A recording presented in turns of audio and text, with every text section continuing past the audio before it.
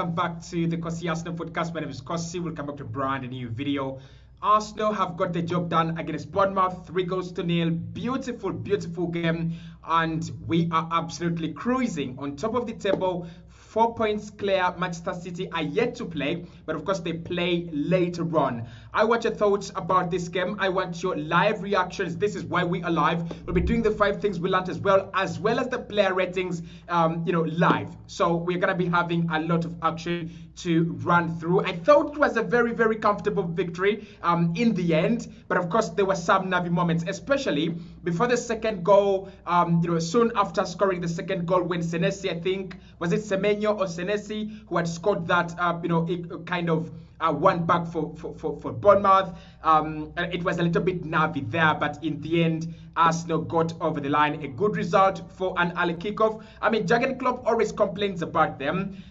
We have showed him how to go about early kickoffs. Just go there, play your game, win your game, and stop complaining. As simple as that. Or you could also leave the Premier League like he has decided to do. Let me know what was your highlight of the game, man of the match as well. I thought Declan Rice had a man of the match performance, but Kai Havertz was absolutely demonic in this game. He absolutely haunted them. Apart from that yellow card that he picked up, that I didn't like, the rest of his game was absolutely fine, absolutely very, very fine. So let me know, guys, what was your impression of this game? Most of you had actually predicted a 3-1 and 4-1 live yesterday, and I think most of you actually got it right. Most of you got the prediction right. It is me who got it wrong, because I said 3-2. And of course, you cannot blame me, because I thought Bournemouth would turn up. I thought they would give you this kind of demonic performance they've been putting in different kind of games. But that wasn't it. This Arsenal performance, especially in the first half, was deflating. We showed them that we own the Emirates Stadium. And that is what I've always said, that when clubs come to the Emirates Stadium, there should be a difference between clubs visiting the Emirates Stadium and clubs coming here at the Emirates and, bossing around. I think Aston Villa bossed around at the Emirates Stadium. I think Fulham bossed around at the Emirates Stadium. I think, Newcastle, it's not Newcastle, but West Ham bossed around at the Emirates Stadium. And those are things that, for me, we shouldn't allow as a team. We should be putting in performances that, are demonic at the Emirates Stadium. Show them who is the boss, and that's what we did today. We have eventually won both legs against Bournemouth. They have not taken any points against us, and that doesn't really describe how Andoni Iraola's team is. That doesn't really bring out how quality this side is, and that is one thing you've got to appreciate about Arsenal. That is one thing you've got to appreciate about us, that at times, although clubs will be good, clubs will be in form, this Arsenal team will squash them. This Arsenal team will undermine them. And we have undermined Bournemouth today. Now, for me, like I said, the game was killed in the first half. You can go and watch my match reaction, which I've already uploaded on the channel. This game was killed in at half time. That Kai Havertz penalty is the blow that killed Bournemouth. Before that, Bournemouth hung on very well. I thought their game strategy was wrong, in my opinion. It didn't make any sense what Andoni Iraola was trying to do. In my opinion, they came kind of sat back in a defensive shape, right? They kind of sat back, but then they were not compact. They were not hardworking. They were not looking to stop Arsenal from creating chances, right? So solely everything they did in that game was trying to block Arsenal's shots. And if you look at the block shots Arsenal got in this game, especially in the first half, that was a ridiculous strategy from Bournemouth. Like, you can't come to the Emirates Stadium at the home of the best Premier League team right now, and you think that your strategy is going to be blocking us off. Like, it was ridiculous. And for the first 30 minutes, it kind of worked for them. And maybe they thought they would actually, go on with that. But honestly, blocking, I thought their goalkeeper was fantastic, right? But we know Bournemouth have not kept a clean sheet against Arsenal like in 10, 12 games. So that's number one. Secondly, Bournemouth are not one of the teams that are really decent when it comes to keeping the ball out of the net. They have scored 60 goals, I think. They have scored 58 and conceded 60. So I didn't understand their game plan. I really didn't. I thought it would have been an open game, open end-to-end game, and that is what it was in the second half. But at half time, I'm not really sure, right? It's either Arsenal were too much for them, which is again something that Arsenal always do. And I thought we were really brilliant in the first half. 60% ball possession. At some point in time, in the first half, Arsenal had up to 90% ball possession.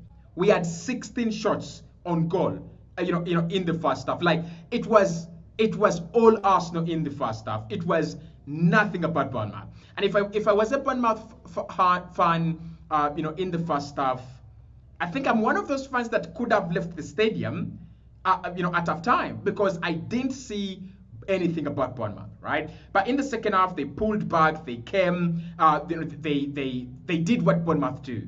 They got possession, and if you look at the overall possession in this game, it's 44% for Bournemouth, 7 shots on goal, right? And much of that work has been done in the second half. They came out in the second half a little bit braver. They came to stop Arsenal. I think that was mission number 1. Can we stop them? Can we stop them from scoring? Can we stop them from doing all this good work they do on the ball? And then secondly, can we maybe find an equalizer? Can we find a response to this Arsenal performance, which was really difficult for them? So I thought eventually they grew into the game, but it was over, right? This is a performance that Arsenal aimed at being ruthless. This is a game where we aimed to be just simply flawless, and we were simply flawless, right? I want to talk about Declan Rice first. Of all the players, before we get in the player ratings and the 5 things we learned, I want to talk about Declan Rice.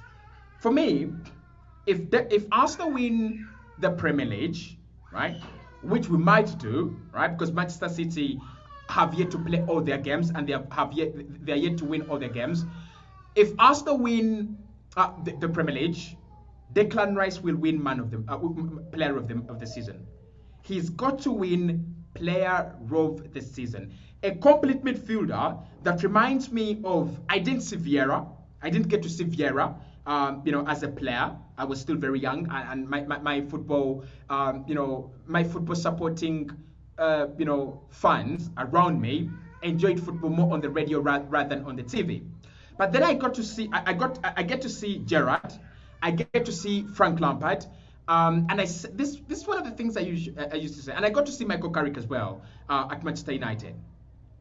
And this is one of the things I've always said. I wish Arsenal have a Steven Gerrard. I wish Arsenal have a Frank Lampard.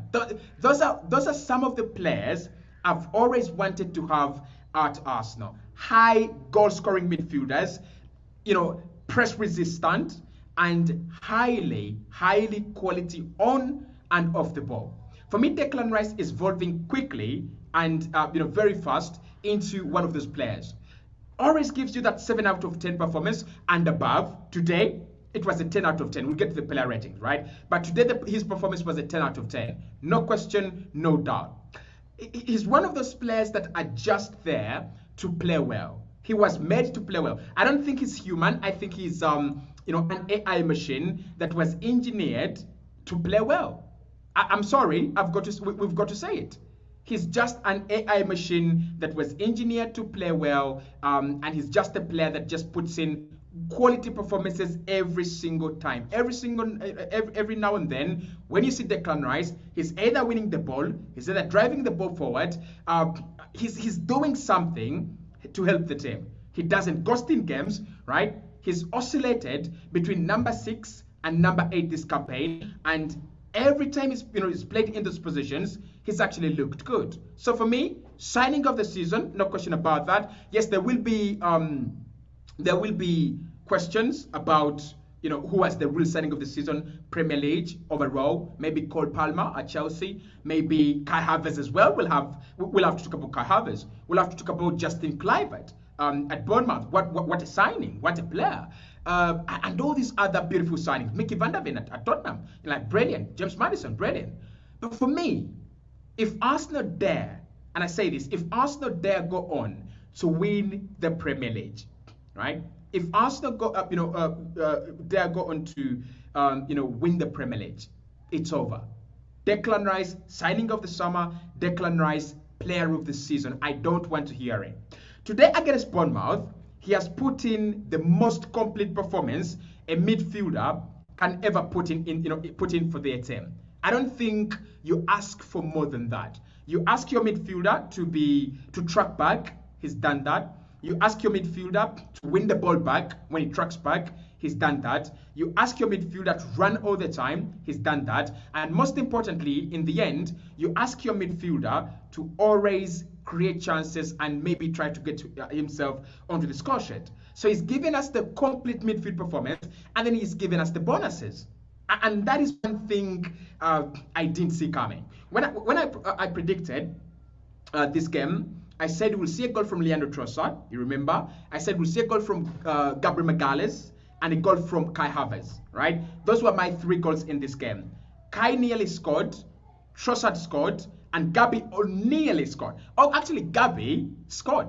Right? Gabi scored, but it was actually ruled out for an offside from Kai Havertz, which is a little bit unlucky because those really don't happen usually. Like Kai is always onside most of the times, and that should have stood as a goal. But regardless of what happened, Declan Rice's performance was key in all those moments, right?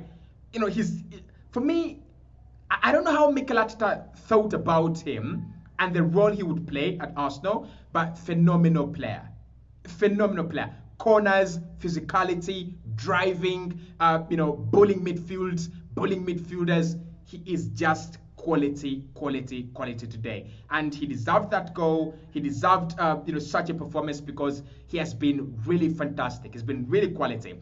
And Mikel says talks about him as a player that is still developing, right? A player that is still raw, a player that hasn't really developed the partnerships on the left-hand side. And that is true. Like, look at Julian Timber.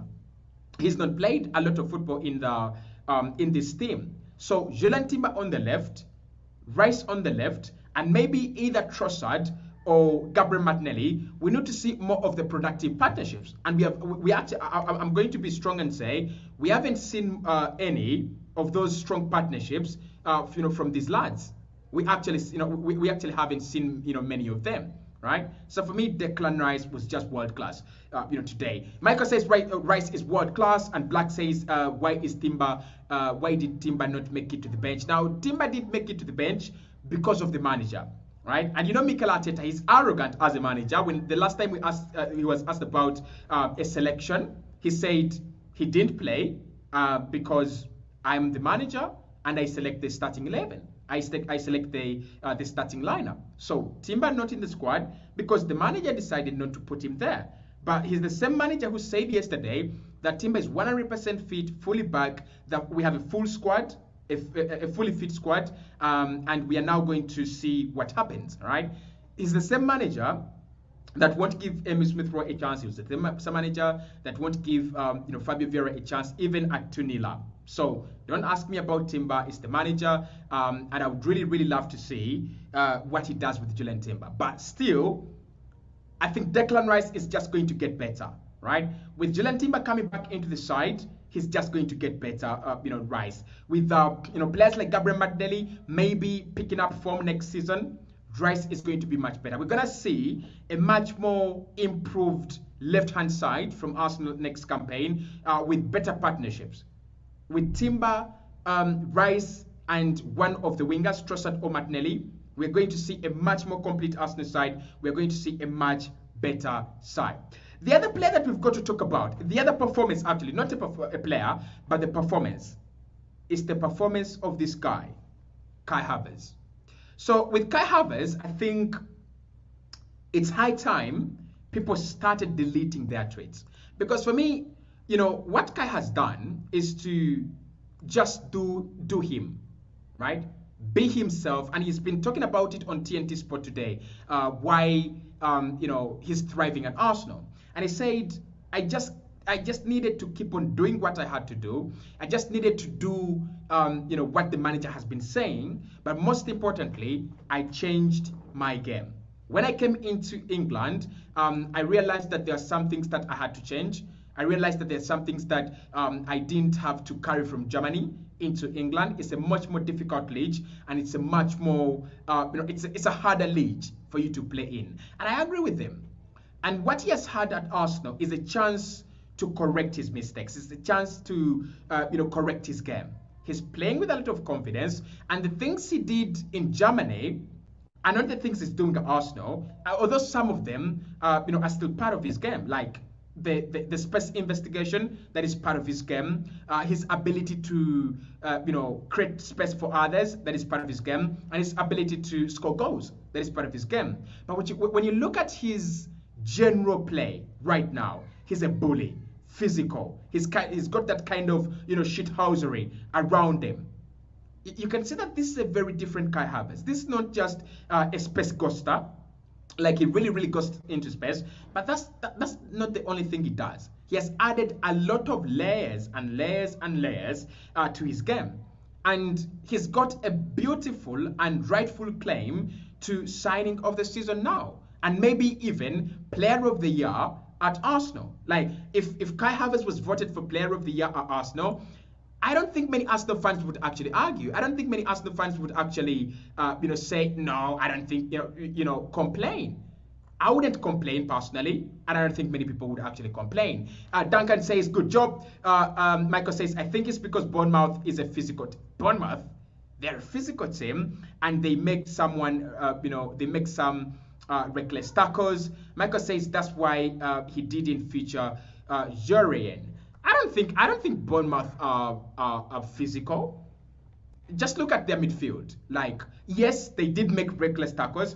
Yes, they came to be rough. They were very rough today. But I don't think they're physical side. Actually, their game is what Arsenal kind of were before the introduction of Declan Rice and Kai Havertz in this team. Because you look at Kai Havertz, he's pushing people around. He's throwing arms into people's faces. That is his game. That is the physical Arsenal, right? I don't think Bournemouth are physical. I think they are the opposite. But in terms of throwing reckless tackles out there, yeah, for me they should have had a red card. I think it was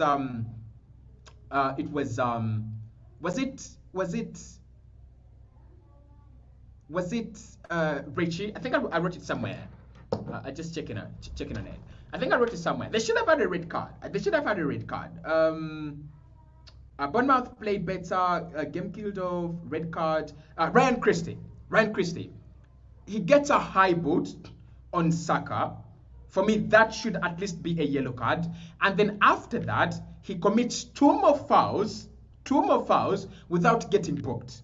He's lucky to walk away with them, and he's even lucky to walk away, from the game, to finish the game. Because for me, he should have had, a red card. But overall, the performance was very convincing, very convincing. So Kai Havertz playing with confidence, playing in full flow, one of those players that just, fill you with confidence. And I love such players because in the end, it's about, it's about the quality you have in the team, right? Your performances and your ability to win the game or to win games is about the collective sum of your parts. You have a Kai Havertz who's over the top. Odegaard is playing the best football of his life. Rice playing the best football of his life at topmost level, and then you have Timber, Gabriel, Saliba. So when you put these players together, that's why Arsenal are challenging, right? When you put these performances together, that is where Arsenal are challenging. And maybe we were unlucky. We were unlucky that we got Kai Havertz at a time where his confidence was low. We are unlucky to get Kai Havertz at a time where he had been drained by Chelsea. If this was the Kai Havertz Arsenal had got in the first leg of the campaign, in the first 19 games of the season, the title race would be over by now, right? The title race would be over because I reckon Arsenal would be 7 points above City by now. We'll be 7 points above City, and we'll be saying goodbye Man City, the title race is over, right? So for me, Kai, 9 out of 10 as a performance. We'll do the player ratings, but I think it's a 9 out of 10 performance. It's a performance that, you know, guarantees you a win. It's a performance that shows you the future. Now, do I think that he should be the number 9, leading the line for Arsenal going forward? Yeah, questions are going to be asked. Questions are really going to be asked, especially this summer. But I still think if you're Arsenal, you should be looking forward to, you know, still getting in a striker. Because before Declan Rice scores, and before Leandro Trossard scores as well, there is that beautiful ball that Declan Rice crosses into the 6-yard penalty area. Those are goals that poachers thrive on. Those are goals that Haaland thrives on, Lewandowski thrives on, Benzema thrives on. We still need that kind of Benzema ego in the penalty area. We need that kind of guy that is so good at positioning himself, the guy that is so good at anticipating where the ball is going to land. And it's not Kai.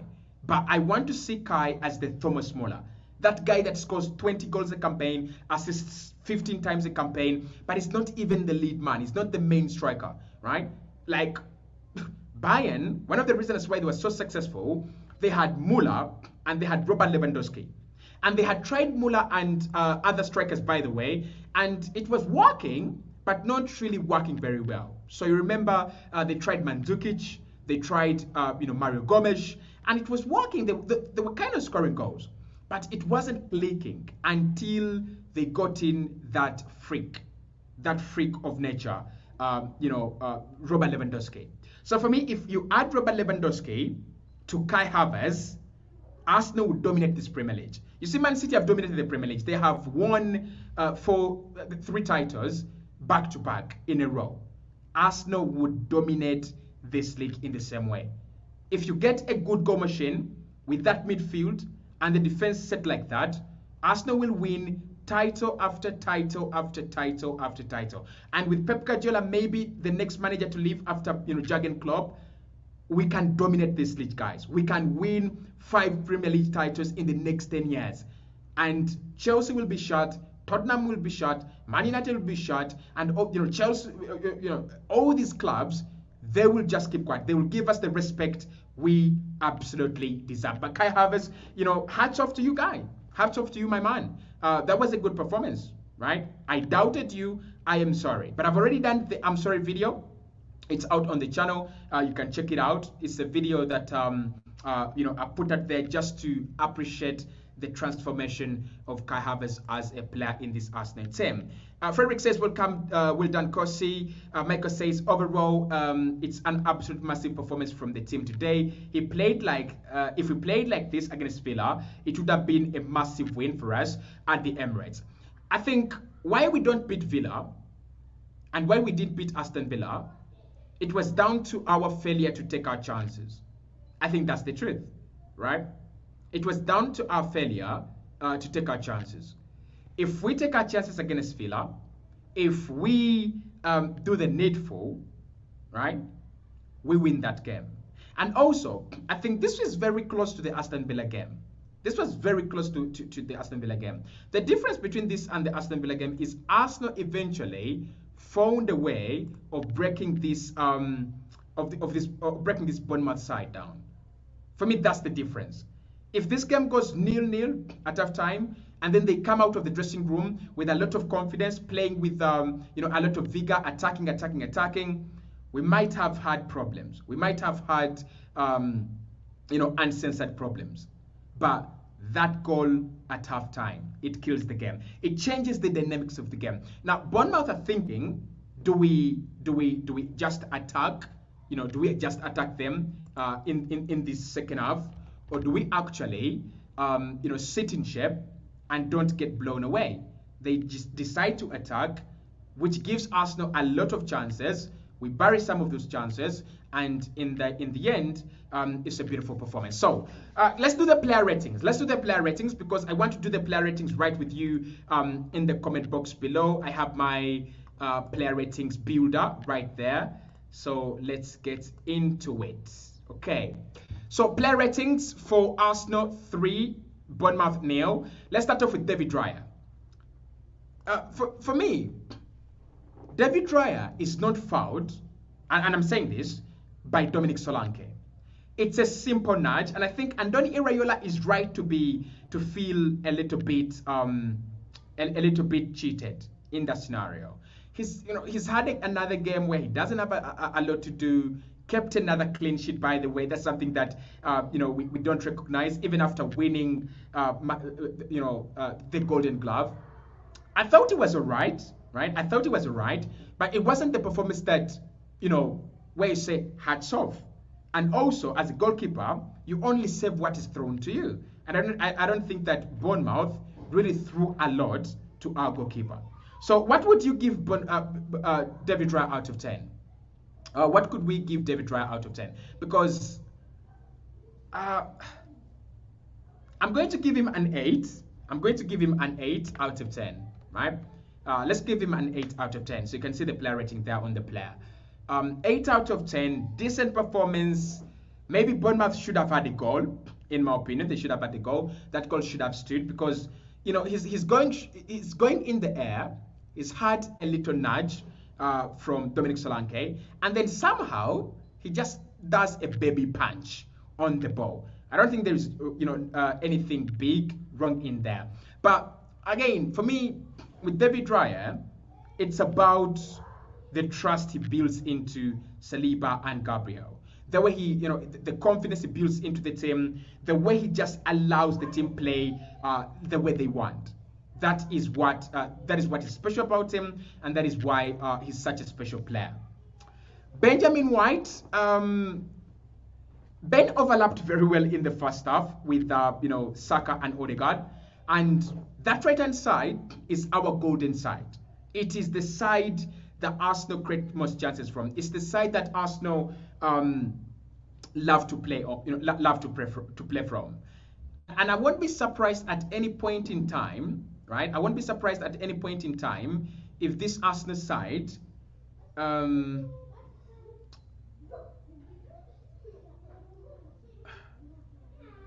don't know, because I kind of feel like that right hand side is so dependent. We are so dependent on the right hand side. It's what I feel, right? I feel we are so dependent on the right hand side. But Ben, I like his overlaps. I like his underlaps as well. I like the way he comes forward. I like his defensive output. These days, he's no longer the weak link in the team. I'll give him a 7 out of 10. Not a bad performance, especially in the second half, where we just needed to hold it together. Don't commit any mistakes. Just sit in shape. Sorry, just sit in shape, right? Ben White, 7 out of 10. William Saliba, he dealt with Solanke fantastically, and I think with Dominic Solanke, he might not get the respect he deserves as a player, but surely he's one of the most informed strikers in the Premier League. So again, White was interchanging him with Gabriel. Saliba was interchanging him with Gabriel, but when it came to Saliba, he was not too aggressive like Gabriel. Gabriel, most of the time he was fouling Solanke, bringing him down, falling onto him. But with Saliba, he's got that intelligence just to make sure that he's right behind him and he pushes him back just a little bit, just enough. So I'm going to say Saliba, 8 out of 10, right? 8 out of 10. I don't think it was really exceptional, but there were times where Bournemouth created their chances. There are times where Bournemouth had the ball and they had their possession, and our defense had to spring into action, and we reacted very well. Gabriel Magalhaes should have scored 2 goals, a header that kind of glanced wide, and then a beautiful strike, beautiful strike.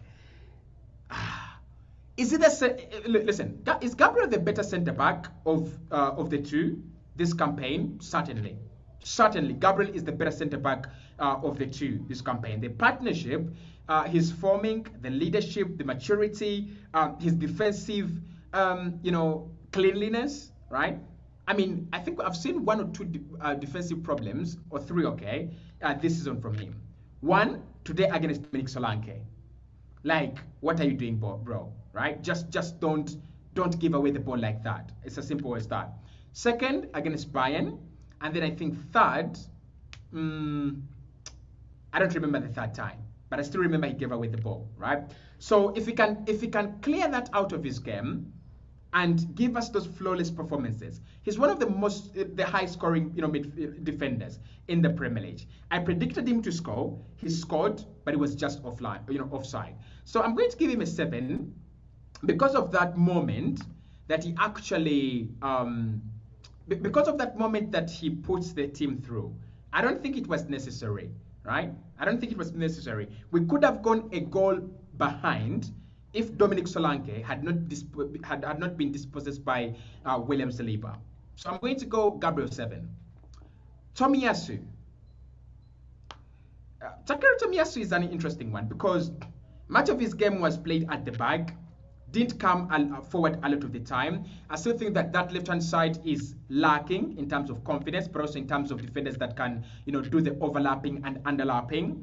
But I also think that we kind of play in a V shape, right? We don't an elbow system where Tomiyasu has to be a centre back and he has to play as a centre back as Ben White bombs forward and progresses forward. I think he did his job today. Like, honestly, I don't think he was humiliated. I don't think, I don't think it's that kind of game where you complain about his performance. Really, no. So Tomiyasu, 7 out of 10. Right? Let's give him a 7 out of 10. Bukayo Saka. For me, the penalty is cool, right? So I'll give him 5 for the penalty. The first half, again, brilliant. I'll give him another 3 for the first half. The second half takes something away from him, right? The second half kind of takes something away from him because in the second half, he gets 2 quality chances from a hard-working Kai Havertz and he buries none of them. Like, he really, really buries none of them. I'm not really sure. But then he created a very quality chance for Odegaard that Odegaard should have buried, and Odegaard doesn't bury it as well. So I'm not sure whether 7 or 7.5, right? I'm not really sure. Let's see. Can I do a 7.5?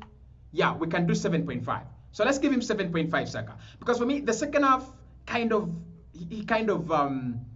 doesn't deliver as compared to what he was in the first half, right? I don't see that. I don't see that first half performance. I don't see it. So 7.5. The penalty, cool, dispatched, elite footballer, elite bowler. Thomas Partey. I was wrong about Thomas Partey, guys. I was wrong about Thomas Partey not starting in this game. 8 out of 10 performance. Let's do 8-7. 8 out of 10. 8 out of 10. Partey, there wasn't a lot of dominance and control in this game. So don't lie to me. But what he did was allow Odegaard and Kai Havertz and Declan Rice to go further high up the pitch. He was progressing the ball very well, and he was creating a lot of problems, for Bournemouth, because Bournemouth leaves spaces. When they attack in numbers, so they eventually leave spaces, right? And he really exposed their midfield.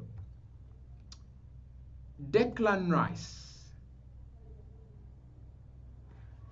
Listen, is Declan Rice a 10 out of 10? I would love to know your thoughts here. Is Declan Rice a 10 out of 10 or a 9 out of 10 today? Because it could easily be one or the other, right? It could easily be one or the other. A 9 out of 10 or a 10 out of 10, right?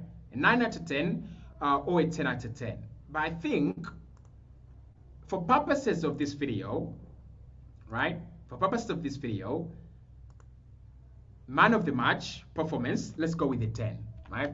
Let's go with a 10 out of 10. Yeah, 10 out of 10 performance from Declan Rice. Leandro Trossard, assisted by Declan Rice, obviously. Declan Rice having a goal himself, which makes him man of the match. Apart from the goal and the 2 shots that were blocked, I'm going to give him a 6.5. And this is harsh because he scored. But for me, is that 6.6? I want 6.5. The problem I have with Trossard and Arsenal's left-hand side is we know they can do more, right? We know they can do more. We are just not seeing it, right? It's as simple as that. We are just not seeing it. I want to see that more. We know they can do more. We know they are a good side. I want to see that more. I want to see it. Martin Odegaard. For me, it's an 8.5 for Martin Odegaard out of 10. That's Kai Havertz. We just did Kai Havertz. Sorry. Kai Havertz. Kai Havertz is a 9.5, right?